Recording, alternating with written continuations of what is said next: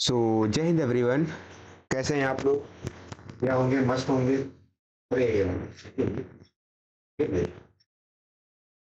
कोई मेरे को नहीं। एक मिनट एक मिनट एक मिनट।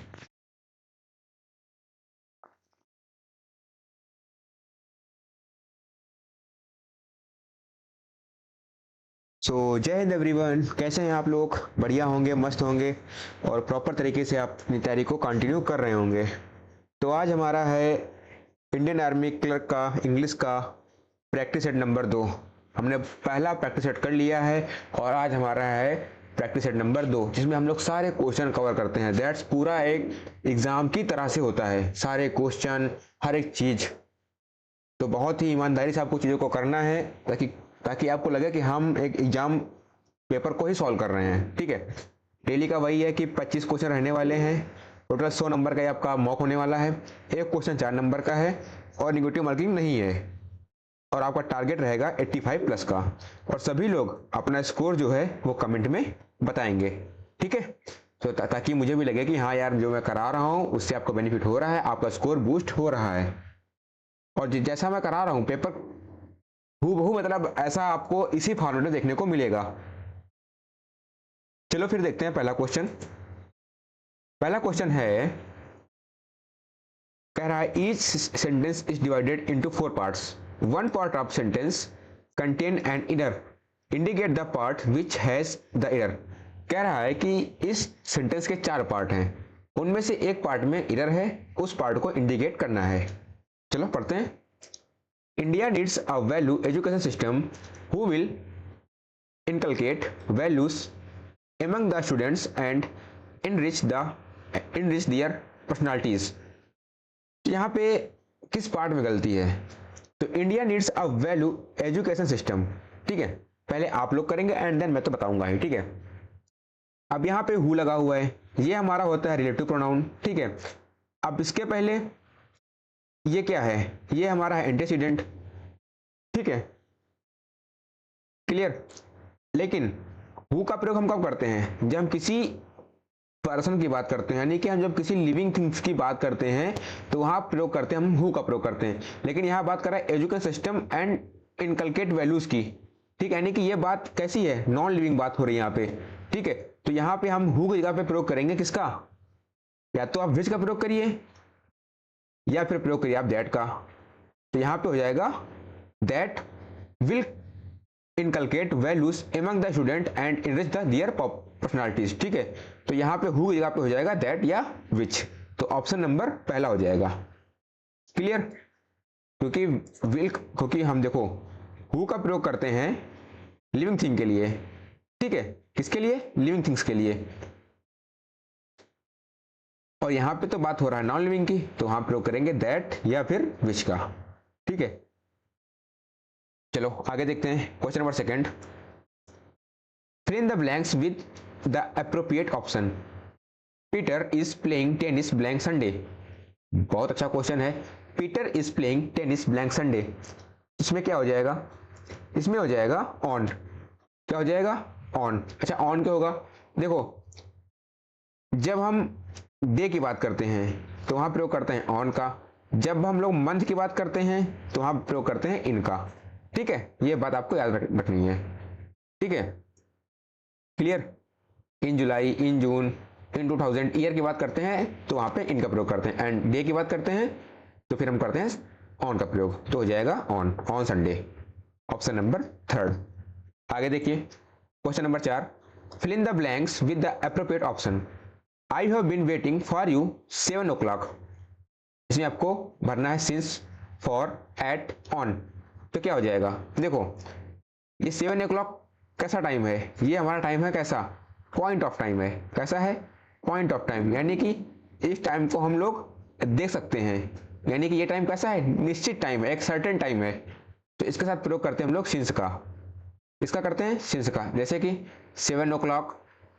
ठीक है, और संडे मंडे, तो सिंस संडे, सिंस मंडे, ऐसे।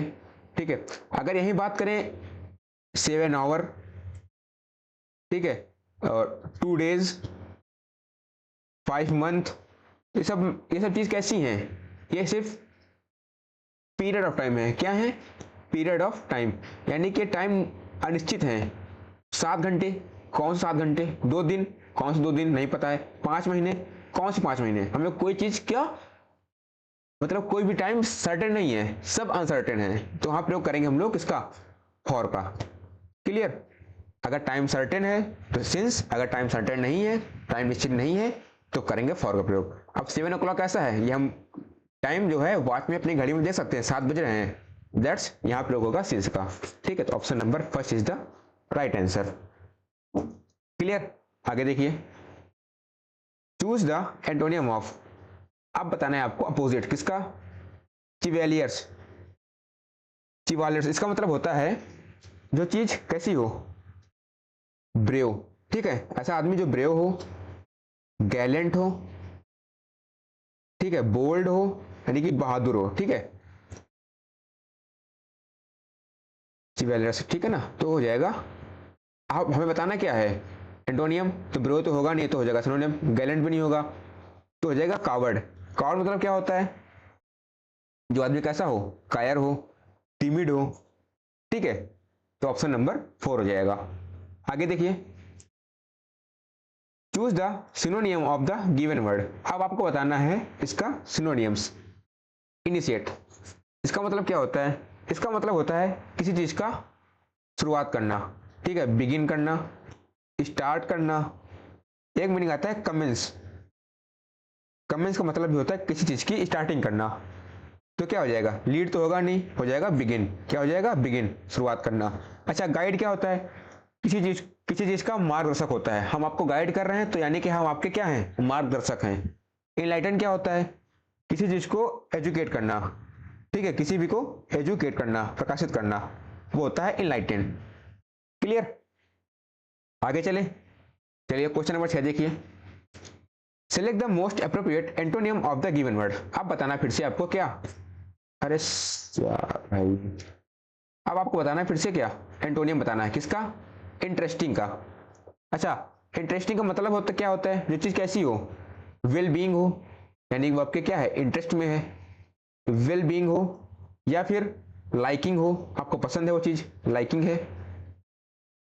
देखो कॉसेस क्या होता है? जो चीज कैसी हो? अलर्ट हो, अलर्ट हो, वॉचफुल मतलब सतर्क, वॉचफुल, और वेरी, इन सभी का मतलब होता है सतर्क। क्या होता है? सतर्क। ठीक है, तो क्या हो जाएगा? डल। क्या हो जाएगा? डल। डल मतलब क्या होता है? जो चीज कैसी हो? इनएक्टिव हो। भाई जो इनएक्टिव होगी, लेजी होगी, वो कैसी होगी? वो इंटरेस्टिंग नहीं होगी। तो यही हो जाएगा। अच्छा, एमेच्योर क्या होता है? ये होता है नौसिखिया, नोवाइस, इसे हम लोग कहते हैं।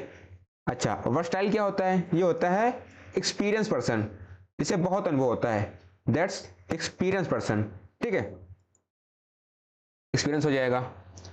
देखो यार, आपकी जो है 0-2 का फाइनल लिस्ट आ चुका है एयरफोर्स वालों का। जिन भी कैंडिडेट का सिलेक्शन हो गया है उनको बहुत बहुत बधाई। और जो इस इंटेक का रिजल्ट मेरे ख्याल से इसी वीक में आ जाना चाहिए, क्योंकि काम बहुत तेजी से चल रहा है। मैंने कहा था कि यार अगर रिजल्ट नहीं, लोग नहीं भेजेंगे तो हमें करना पड़ेगा ट्विटर कैंपिंग, और हम उसके लिए तैयार हैं भाई, क्योंकि टाइम हो चुका है, 50 दिन के ऊपर हो गए हैं, रिजल्ट आया नहीं है। तो इसलिए मैं कह रहा हूँ कोई दिक्कत नहीं है, थोड़ा सा और रखिए पेशेंस, चीज़ें आपकी सॉल्व हो जाएंगी। ठीक है, बाकी जिनका सिलेक्शन हो गया है उनको बहुत बहुत एकदम हार्टली कांग्रेचुलेशन यार, उनकी मेहनत सफल हुई। तो आप भी प्रयास करते रहिए, चीज़ें एक न एक दिन अच्छी हो जाएंगी। ठीक है, आप बताना है the noun form of preventable. अच्छा, प्रिवेंटेबल क्या है? ये है एडजेक्टिव। ठीक है, इसे हमें बताना है नाउन। प्रिवेंट क्या होता है? ये होती है वर्ब होती है, प्रिवेंट। ठीक है, तो क्या हो जाएगा? प्रिवेंटेड हो जाएगा। क्या हो जाएगा? प्रिवेंटेड। ये ईडी लगा है तो ये वो नहीं होगा वर्ब, तो आप उसको वर्ब मार दो, ये हो जाएगा नाउन। ठीक है, दैट्स ऑप्शन नंबर फर्स्ट हो जाएगा। ठीक है, आगे देखिए, प्रिवेंट होगी वर्ब इसमें। नेक्स्ट, अब है parajumble. Attempt the question as per the instruction given below. कह रहा है मिस्टर शर्मा, पी में दिया गया स्कूल, उसके बाद टीचर, इंग्लिश, और एस में दिया इन। देखो ये तो पहले रहेगा मिस्टर शर्मा। अब मिस्टर शर्मा के क्या है, English teacher in school. Mister Sharma English teacher in school, तो पहले क्या हो जाएगा, इंग्लिश यानी कि आर हो जाएगा, उसके बाद टीचर आ जाएगा क्यू हो जाएगा, इंग्लिश टीचर इन स्कूल, उसके बाद एस फिर P, R Q S P बनना है। इसमें क्या है, Q S R P, Q Q R S P, P R S Q नहीं, आर क्यू एस पी, तो ऑप्शन नंबर 4 हो जाएगा। ठीक है, और बहुत सिंपल से आप एग्जाम में आते हैं, इतना टफ नहीं आता है। चलिए आगे देखते हैं, question number 9, choose the सिनोनियम of amiable. इसका बताना है आपको क्या सिनोनियम, किसका, एमिएबल का। इसका मतलब होता है जो चीज कैसी है, फ्रेंडली है, ठीक है, दोस्ताना है, ठीक है, हाँ फ्रेंडली है, कॉर्डियल है। कॉर्डियल रिलेशन कैसे होते हैं, हमारे फ्रेंडली रिलेशन होते हैं, ठीक है, कॉर्डियल, फ्रेंडली हो गया। और एक होता है एमिएबल, एक होता है एमिकेबल, दोनों होते हैं, एमिएबल भी होता है, एमिकेबल भी होता है। कॉसेस पीछे बता चुके हैं, क्या होता है, वॉचफुल, अलर्ट, वियरी, ठीक है, तो ये हो जाएगा। अनफ्रेंडली, ये इसका हो जाएगा एंटोनियम, तो क्या हो जाएगा, फ्रेंडली, क्या हो जाएगा, फ्रेंडली, तो ऑप्शन नंबर 3 हो जाएगा। डॉर्मेंट क्या होता है, जो चीज कैसी है, इनएक्टिव है, लेजी है, मतलब जो चीज एकदम सुस्त है, ठीक है, डॉर्मेंट, इनएक्टिव, लेजी। आगे चलिए क्वेश्चन नंबर 10 देखिए, कह रहा है identify the part of sentence that contains an error if the given sentence is grammatically correct, mark option D no error as your answer. कह रहा है इस जो 4 ऑप्शन दिए हैं इनको अरेंज करिए, गलती है तो बताइए, नहीं तो फिर अगर नो एरर है तो ऑप्शन नंबर डी उसके लिए तैयार है। ठीक है, देखिए, Sheela have not been to her home in the past 7 year, she misses the place, कोई दिक्कत नहीं है। अच्छा, अब शीला क्या है, यहाँ पे सिंगुलर है, लो अगर सिंगुलर है तो यहाँ पे क्या होना चाहिए, हैज। सिंगुलर के साथ क्या होगा, हो जाएगा हैज, तो option number first is the right answer, क्योंकि पहले ऑप्शन में गलती है। Sheela has been to her home in the past 7 year, she misses the place, ये हो जाएगा, हैव नहीं होगा, हैज हो जाएगा, क्योंकि शीला यहाँ पे क्या है, एक नाम है, और नाम क्या होता है, सिंगुलर होता है, और सिंगुलर के साथ हम लोग प्रयोग करते हैं हैज या हैज का प्रयोग करते हैं। ठीक है, आगे देखिए question number 11, identify the part of sentence the contains an error if the given sentence is grammatically correct, mark option D no error as your answer. Same वही है, अगर आंसर में गलती है तो उसके लिए ऑप्शन नंबर डी तैयार है, नो एरर। अगर गलती नहीं है तो आप ढूंढिए, हम लोग ढूंढ रहे हैं। कह रहा है ही reached quickly because 5 miles were not a long distance for a young man like him. He reached quickly because 5 miles were not a long distance for a young man like him. देखो, वैसे तो 5 miles क्या होता है, plural होता है, लेकिन आगे क्या लिखा है, a long distance। यहाँ पे उस चीज को एक उसमें यूनिट में कह दिया है, मतलब कोई चीज है उसको मैंने, वो है तो प्लूरल लेकिन मैंने उसको एक यूनिट में कन्वर्ट कर दिया है, तो वो कैसी हो जाएगी, सिंगुलर हो जाएगी। कैसी हो जाएगी, सिंगुलर हो जाएगी, तो यहाँ पे वर्ग की जगह पे हो जाएगा वॉज हो जाएगा। He reached quickly because 5 miles was not a long distance for a young man like him. ये हो जाएगा, तो ऑप्शन नंबर 2 हो जाएगा। ठीक है, आगे चलें, चलो question number 12, choose the correct word of the given sentence. कोई दिक्कत नहीं है, द गर्ल और हर friends blank daily in the evening, तो क्या हो जाएगा, डांसेज होगा, डांस होगा, डांसेड हो जाएगा, या फिर डांसिंग हो जाएगा। देखो, द गर्ल लड़की और उसके मित्र, तो 2 की बात हो रही ना भाई, अगर एक होता तो सिंगुलर होता, लेकिन 2 की बात हो रहा है तो क्या हो जाएगा, प्लूरल। अच्छा, डांसेस क्यों नहीं होगा, क्योंकि अगर सिंगुलर में, अगर सिंगुलर सेंटेंस है उसमें हम अगर किसी वर्ब में एस या एस लगाते हैं तो वो होती है सिंगुलर वर्ब। ठीक है, तो डांसेस नहीं होगा, हो जाएगा डांस। अगर वर्ब में हम एस या एस लगाते हैं तो वो होती है सिंगुलर, और एस या एस नहीं लगाते हैं तो वो होती है प्लूरल। ठीक है, देखो एक बात समझो, ये नाउन है, ठीक है, मान लो लिखा मैंने बॉय, अगर बॉय में हम लगा देंगे एस तो ये हो जाएगा प्लूरल, ये हो जाएगा प्लूरल बॉयज। इसी तरह से गर्ल है, इसमें लगा देंगे एस तो हो जाएगा प्लूरल गर्ल्स। अगर वर्ब है, जैसे मान लो डांस लिखा है, ये डांस, अगर डांस में एस लगाएंगे, एस या ई एस, तो ये हो जाएगी सिंगुलर। जैसे मैंने लिखा एक और एग्जांपल, ईट, ईट में अगर एस लगा देंगे तो ये हो जाएगी सिंगुलर। जैसे प्ले, ये भी वर्ब है, अब प्लेस में लगा देंगे एस या ई एस, प्लेस हो जाएगा, तो ये भी सिंगुलर। यानी कहने का मतलब ये है, अगर हम किसी वर्ब में एस या ई एस का प्रयोग करते हैं तो वो होती है सिंगुलर, और किसी नाउन में हम एस या ई एस का प्रयोग करते हैं तो वो होती है प्लूरल। तो यहाँ पे दो आदमी है ना, गर्ल एंड उसके मित्र, तो यहाँ पे क्या हो जाएगा प्लूरल, तो हो जाएगा डांस। क्लियर, बात समझ में आ गई? चलो आगे बढ़ते हैं, question number 13। Select the incorrectly spelled word, यानी कि जो मीनिंग गलत है उसको आपको बताना है।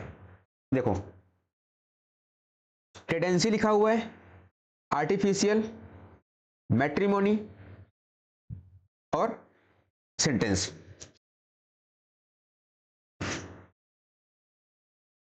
सॉरी यार, देखो सेंटेंस क्या होता है, अनुवाद होता है, SENTENCE, ये तो मीनिंग सही लिखी हुई है। मैट्रिमोनी ये होता है विवाह, MATRIMONY, ये भी मीनिंग सही है। आर्टिफिशियल, ARTIFICIAL, ये भी मीनिंग सही है। इसका मतलब होता है जो चीज़ कैसी है, मैन मेड है, यानी कि जो आदमी उसे हाथ से बनाता है, आर्टिफिशियल है, नॉट नेचुरल। अच्छा, टेंडेंसी मतलब क्या होता है, किसी भी आदमी की प्रवृत्ति होती है, ठीक है, तो ये हो जाएगी गलत, क्योंकि इसकी राइट मीनिंग होती है TENDENCY, ये होता है, ए नहीं होता है, तो ऑप्शन नंबर ए हो जाएगा। ठीक है, इसकी राइट मीनिंग ये लिखी हुई है और हमें बताना था इनकरेक्ट, तो ये ऑप्शन नंबर फर्स्ट हो जाएगा। बाकी आर्टिफिशियल सही लिखा हुआ है, मैट्रिमोनी सही लिखा हुआ है, सेंटेंस भी सही लिखा हुआ है। चले चलो क्वेश्चन नंबर नेक्स्ट 14 नंबर देखते हैं। Select the option that express the given sentence in indirect speech. अब बताना है आपको indirect narration. The young man said to his father, pardon me sir. Young man ने एक आदमी ने अपने पिता से कहा, पार्डन मी सर, मुझे माफ कर दो। तो क्या कह रहा है भाई, वो चीज रिक्वेस्ट थोड़ी कर रहा है, वो आदमी इसे कह रहा है, ना ही टोल्ड हो जाएगा, वो आदमी से मांग रहा है, क्षमा मांग रहा है, दैट्स वो बेग कर रहा है। ठीक है, हम किसी से क्षमा मांगते हैं यार, ठीक है, ना ही हम उससे रिक्वेस्ट थोड़ी कर रहे हैं, प्लीज यार प्लीज आप क्षमा कर देना, हम उसे मांगते हैं, दैट्स वो बेग। वहां पे बेग का मतलब कहते हैं ना कि यहाँ पे बेग का सेंस बनता है, तो वहां पे बेग आ जाएगा। तो क्या हो जाएगा, the young man begged of his father to pardon him, या फिर the young man of his father to pardon me. तो क्या हो जाएगा, देखो यहां पे पार्डन मी, यहां हिम नहीं होगा, तो जाएगा the young man begged of his father to pardon me, तो ऑप्शन नंबर थर्ड हो जाएगा। ठीक है, ऑप्शन नंबर फर्स्ट नहीं होगा, क्योंकि यहां पे begged of his father to pardon him, उसको नहीं, खुद के लिए कह रहा है ना पार्डन मी, तो यहां पे हिम नहीं होगा। क्लियर, आगे देखिए। Select the option that express the given sentence in passive voice. अब बताना है आपको इसका passive voice. Nobody has got this fact of my notice. अब पहले दिस फैक्ट क्या हो जाएगा, इसका सब्जेक्ट हो जाएगा, सब में है। अब हैज है तो हैज बीन हो जाएगा, ठीक है, हैज बीन हो जाएगा।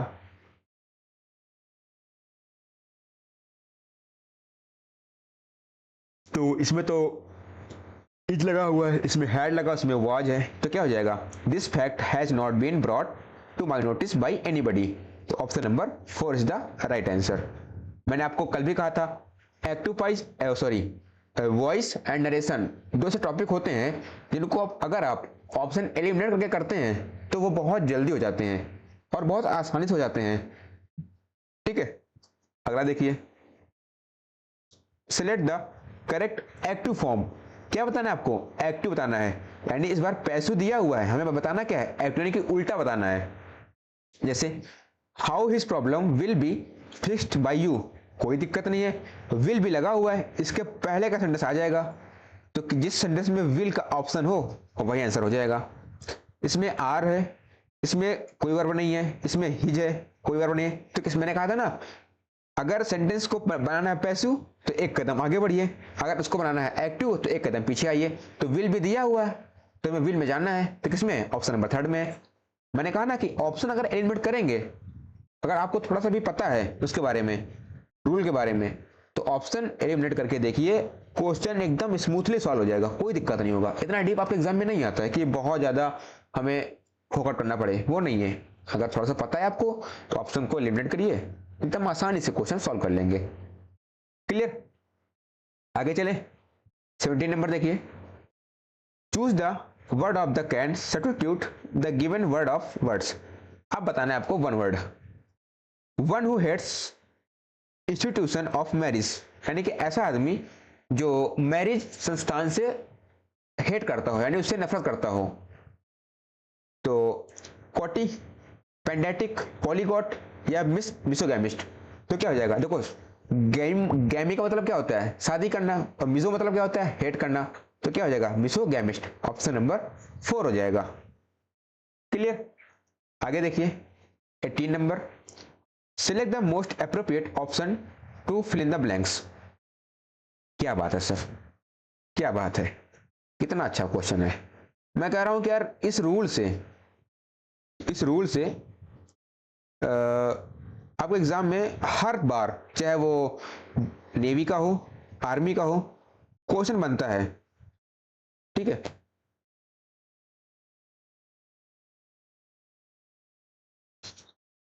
चलो कह रहा है scarcely had I reached the terrace to water my plants blank, 2 monkeys jumped in front of me। क्या बात है, देखो स्कार्सली,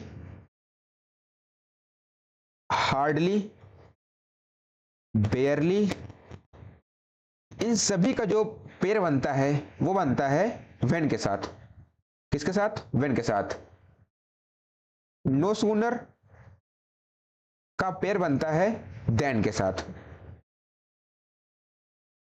ठीक है, ये आपको याद रखना है। स्कार्सली, हार्डली, रेयरली, बेयरली, इनका पेयर बनता है व्हेन के साथ, और नो सूनर का पेयर बनता है देन के साथ। तो scarcely had I reached the terrace of water my plants blank, 2 monkeys jump in front of me. तो क्या हो जाएगा, स्कार्सली दिया है तो क्या हो जाएगा, व्हेन हो जाएगा। तो यहां पे हो जाएगा व्हेन, किसमें है, ऑप्शन नंबर 4 हो जाएगा। क्लियर, आगे चले नेक्स्ट। मैं कह रहा हूं इस रूल से तो क्वेश्चन आपको एग्जाम में आना चाहिए और बनेगा, बहुत इंपॉर्टेंट रूल है। आगे देखिए, भाई साहब इतना बड़ा सेगमेंट लिखा हुआ है, क्वेश्चन इतना छोटा सा है। The following sentence has been split into segment, one of them may contain an error. Okay, identify the segment that contains a grammatical error. If you don't by any error तो mark no error as your answer। भाई साहब कुल मिला के ये कह रहा है, जो पूरा सेंटेंस दिया हुआ है इसमें अगर गलती है तो ढूंढिए, गलती नहीं है तो आपके सामने ऑप्शन है नो एयर का, कोई दिक्कत नहीं, हम लोग ढूंढते हैं। How many eggs were put into the basket. क्या बात है सर, क्या बात है, इतना अच्छा क्वेश्चन, कैसे, इतना सरल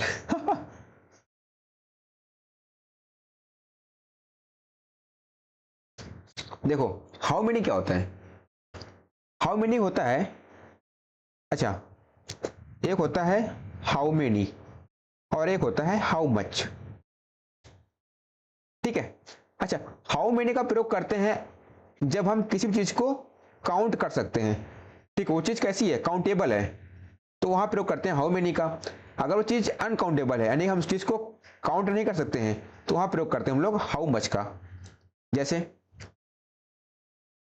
हमने पेन कर लिया, गिन सकते हैं, टेबल गिन सकते हैं। अब यहाँ पे एक की बात कर रहा है एक्स, तो एक को हम तो गिन सकते हैं ना, और एक्स के अकॉर्डिंग यहाँ पे वर लगा हुआ है, कोई दिक्कत नहीं है। हाउ मेनी भी लगा हुआ है, दैट सेंटेंस क्या है, नो एरर है। पता चला आप हर सेंटेंस में ही एरर ढूंढने लगे, नहीं, कभी कभी ऐसा भी होता है कि सेंटेंस एकदम सही लिखा होता है। अगर आपको रूल पता है तो अप्लाई करिए, अगर सेंटेंस सही है तो नो एरर होगा, आप खामखा उसमें गलती नहीं ढूंढेंगे।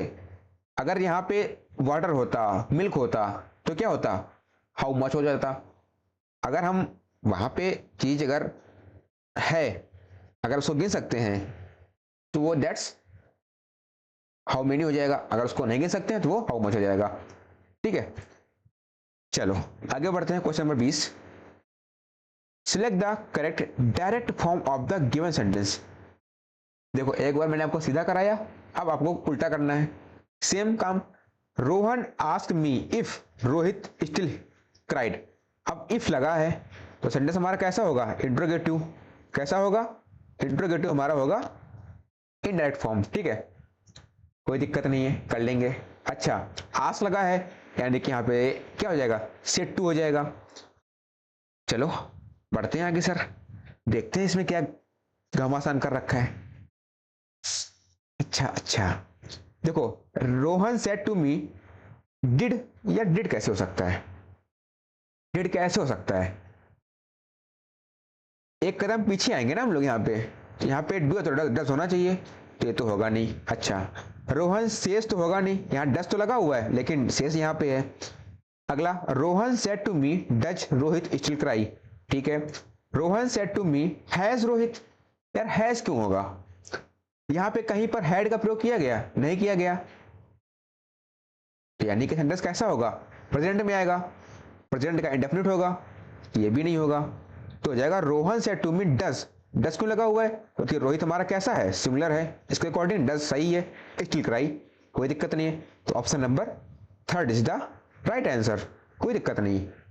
आगे बढ़िए 21, वन वर्ड सब्स्टिट्यूशन। क्या बात है, in Magadh there was government by a king और क्वीन। मतलब कह रहा है कि एक ऐसी सरकार जो किसी राजा या रानी के साथ उसका शासन कैसा है, मतलब वो एक ऐसा शासन जो कोई राजा या रानी उसको चला रहा हो, उसे हम लोग क्या करते हैं,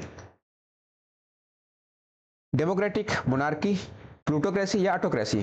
तो क्या हो जाएगा, मोनार्की हो जाएगा। क्या हो जाएगा, मोनार्की हो जाएगा। अच्छा, प्लूटो क्या होता है, जब हम किसी नोबल पीपल की सरकार होती है, ठीक है, जब नोबल लोग शासन करते हैं तो वहां होता है प्लूटोक्रेसी। अच्छा, ऑटोक्रेसी क्या होता है, जब कोई एक आदमी से शासन कर रहा हो, ठीक है, वन पर्सन कैन रूल, ठीक है, वन पर्सन। और डेमोक्रेटिक, जब हम, भाई हमारा देश कैसा है, डेमोक्रेटिक है, रिपब्लिक है, ठीक है, तो क्या हो जाएगा, मोनार्की हो जाएगा। आगे देखिए, फिर से वही है, choose the correct that can substitute the given group of words. Words written on the tomb of a person.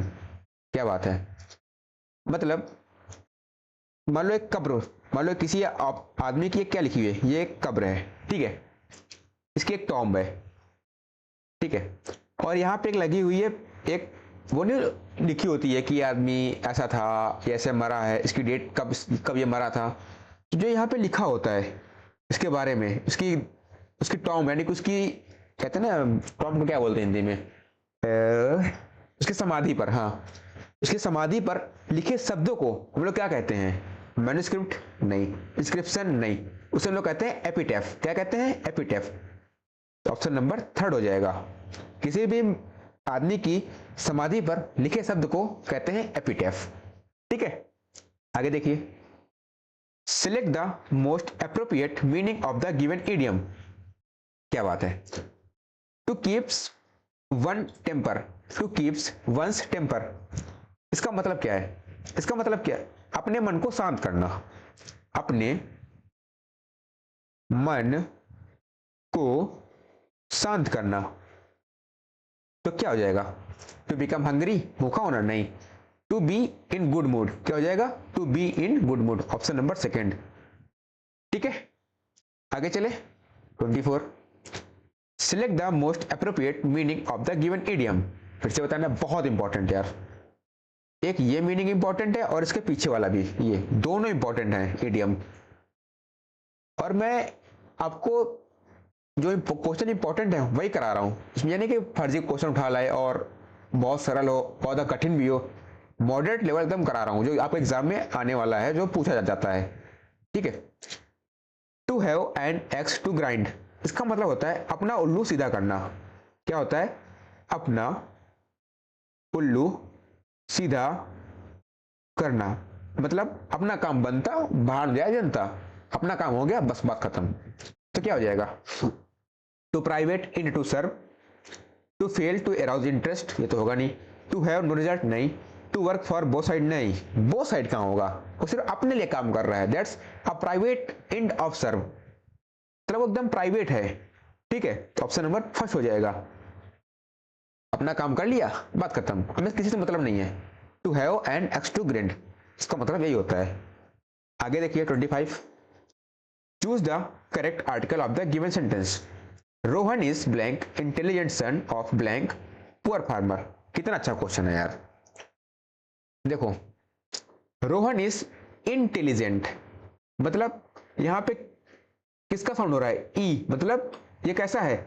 ये हमारा वीएस है, यानी कि वॉवेल साउंड है। आ ई उ, हिंदी में नहीं होते हैं, तो यहाँ उसके पहले हम लोग क्या प्रयोग करते हैं? एन का प्रयोग करते हैं। तो जो Rohan is an intelligent son of a poor farmer, क्योंकि यहाँ पे पुअर यानी कि पा का साउंड हो रहा है, तो ये कैसा है? सीएस है, तो सीएस यानी कि कॉन्सोनेंट साउंड है, उसके लिए प्रयोग करते हैं ए का। तो क्या हो जाएगा? Rohan is an intelligent son of a poor farmer, किसमें है? इसमें द और एन एंड ए, तो ऑप्शन नंबर सेकंड हो जाएगा। क्लियर? अगर सेंटेंस में, अगर देखो किसी भी सेंटेंस में अगर वॉवेल साउंड है तो एन का प्रयोग, अगर कॉन्सोनेंट साउंड है तो ए का प्रयोग, अगर कोई चीज डेफिनेट है, उसका अस्तित्व है, तो वहां पर लगाएंगे हम लोग द का प्रयोग करेंगे। ठीक है, गॉट इट? तो ये हो गया आपका। Thank you sir, thank you, मजा आ गई। आपके 25 क्वेश्चन खत्म हो गए। मैंने कहा ना एकदम पेपर वाली फीलिंग होगी, कोई दिक्कत नहीं है, आराम आराम से चीजों को एकदम कवर अप कर लेंगे हर एक चीज को। तो 25 क्वेश्चन हो गए हैं, अब आप अपना स्कोर कमेंट कर देंगे यार। देखो यार, स्कोर कमेंट करेंगे तभी तो मुझे को पता चलेगा यार कि आप क्या कर रहे हैं। ठीक है, कितना आप स्कोर वहां पे अचीव कर पा रहे हैं, क्वेश्चन अच्छे हैं या खराब हैं। ठीक है, तो अपना स्कोर कमेंट करना, और मैं इसकी पीडीएफ अपने टेलीग्राम चैनल में डाल दूंगा, जिसकी लिंक डिस्क्रिप्शन में लगी होगी। वहां से जाइए, टेलीग्राम चैनल ज्वाइन करिए, उठाइए पीडीएफ और करिए रिवीजन। ओके, चलो फिर तैयारी करते रहिए, कोई दिक्कत नहीं है। अगर कोई समस्या है तो आप लोग कमेंट करना, बाकी टेलीग्राम मैं आपको सारी जानकारी वहीं देता रहता हूँ। बाकी अगर कोई समस्या आपका अगर है तो आप कमेंट करना। ठीक है, चलो फिर अब मिलते हैं आपको नेक्स्ट प्रैक्टिस सेट के साथ। रिवीजन करते रहिए चीजों का, क्योंकि रिवीजन आपके लिए बहुत इंपॉर्टेंट है। ठीक है, ओके फिर टाटा बाय बाय, जय हिंद, टेक केयर।